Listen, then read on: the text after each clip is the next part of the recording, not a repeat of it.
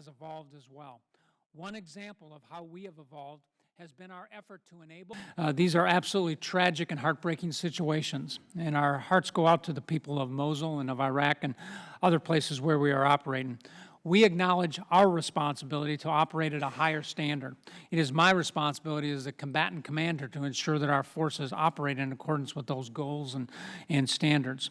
And there is still much to learn from this. We have a general officer assigned. We take every allegation seriously, and we are executing we have and are executing a well-developed process to assess and, if necessary, investigate each of these allegations.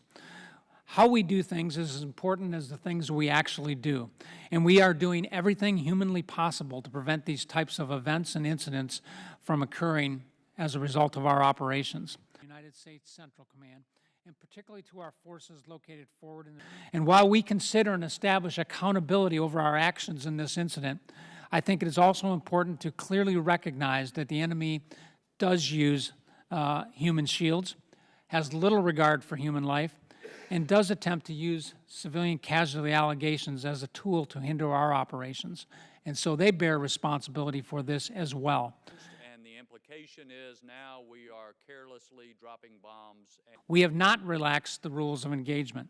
I have authorized Lieutenant General Townsend to delegate the employment of rules of engagement to the appropriate level due to the tough urban fight that we knew was coming in Mosul.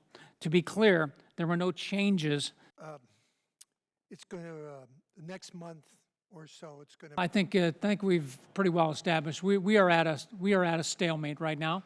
Right now, I would say that it is generally in favor of the government of Afghanistan, but stalemates have a tendency to decline over time. So I think we do have to continue to support this. We have two missions in Afghanistan. One is our counterterrorism mission, fully resourced. That is going pretty well.